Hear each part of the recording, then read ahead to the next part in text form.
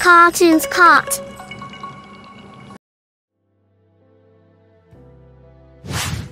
अरे माँ जी, जल्दी चलिए, देखिए आपके घर के बाहर एम्बुलेंस आई है। गायत्री भागती हुई दरवाजे पर आती है। तभी उसकी बहू चांदनी को एम्बुलेंस से बाहर लाया जाता है। हे भगवान, ये मेरी बहू को क्या हो गया? एक्सीडेंट हो गया माँ जी। अरे लेकिन ये कैसा एक्सीडेंट है? चोट तो कहीं नजर नहीं आ रही। अरे माँ जी, दिमाग में अंदरूनी चोट लगी है और ये अपनी याददाश्त खो बैठी है। हैं? मेरी बहू याददाश्त खो बैठी है? अब क्या होगा? अब फिक्र मत करिए, बस इनका अच्छे तरीके से ख्याल रखिए। मैंने दवाइयाँ दे दी हैं, अब मैं चलता हूँ। अगले दिन। अब तेरी तबीयत कैसी है बहू? बहू? किसकी बहू? हम भैरवगढ़ के ठाकुर विक्रम सिंह की बेटी रूपवती हैं। हम एक राजकुमारी हैं और तुम हमारी दासी हो बुढ़िया। अरे बेटा विशाल, बहू कैसी बहकी बातें कर रही है। अरे कुछ मत पूछो माँ, रात को मुझसे अपने पैर दबा रही थी। सर पर चोट लगने की वजह से इसका दिमाग पूरी तरह खराब हो गया है और ये अपने आप को राजकुमारी समझ रही है। तभी वहाँ चांदनी आ जाती है। तुम दोनों यहाँ क्या खुसुर फुसुर कर रहे हो? कहीं तुम दोनों मिलकर हमारे खिलाफ कोई षड्यंत्र तो नहीं रच रहे हो? हम तुम्हारा सर तलवार से उड़वा देंगे, समझे? अरे नहीं नहीं राजकुमारी जी, हम तो आपके सेवक हैं। भला हमारी इतनी हिम्मत? कहिए, आपने यहाँ हॉल में आने का कष्ट कैसे किया? हमें बहुत भूख लगी है। ए दासी, जल्दी से हमारे लिए भोजन का प्रबंध करो। आज हम शाही कबाब खाएंगे।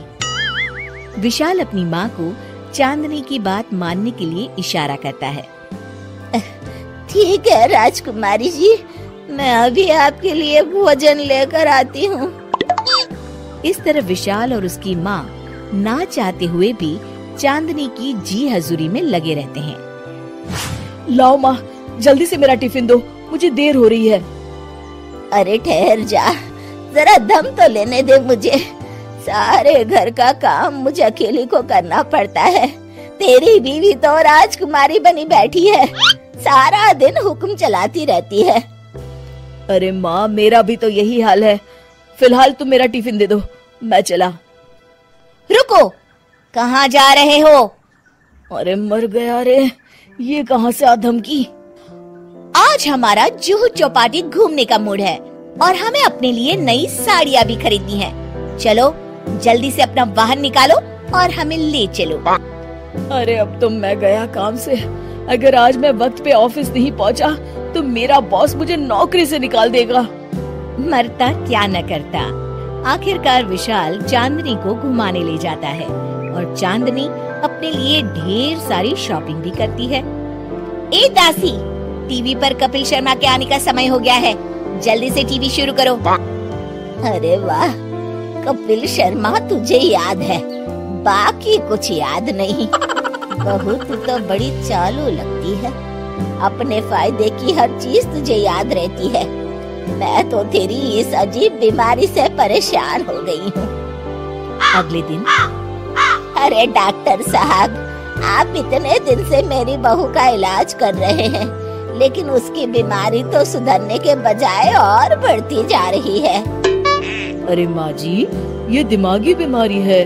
बेचारी की याददाश्त चली गई है, वापस आने में थोड़ा वक्त तो लगेगा ही ना।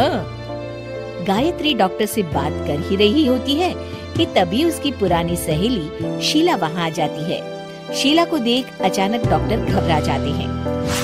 अच्छा माँ जी, मुझे एक मरीज को अर्जेंट देखने जाना है, मैं चलता हूँ। ये कौन था? अरे अब क्या बताऊं शीला, एक एक्सीडेंट में मेरी बहू की याददाश्त चली गई है। ये डॉक्टर उसका इलाज कर रहा है। ये डॉक्टर कब से बन गया? अरे ये तो चमन पान वाले का लड़का है, सारा दिन नौटंकी करता रहता है। अच्छा तो ये बात है, अब मैं समझी।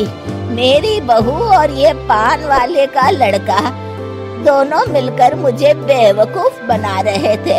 चल तू मेरे साथ।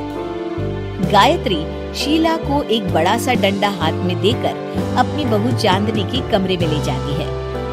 बहू, ये मेरी सहेली है, एक डॉक्टर है। इसने तेरे जैसे न जाने कितनों का इलाज 2 मिनट में कर दिया है। इसका कहना है कि सर पर जहाँ चोट लगी हो, अगर उसी जगह दोबारा किसी बड़े डंडे से जोर से मारा जाए तो मरीज की याददाश्त वापस आ जाती है। देख, हम डंडा भी लाए हैं।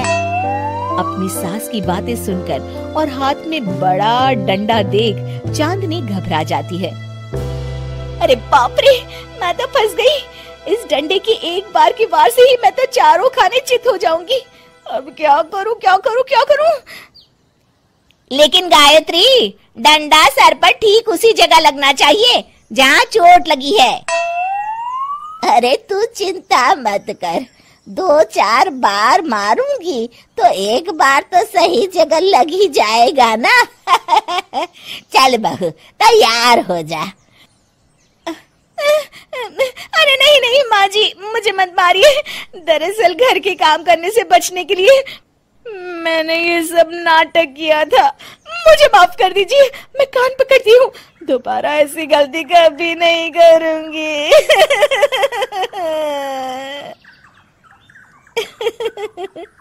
क्यों दोस्तों, कहानी कैसी लगी हमें जरूर बताइएगा।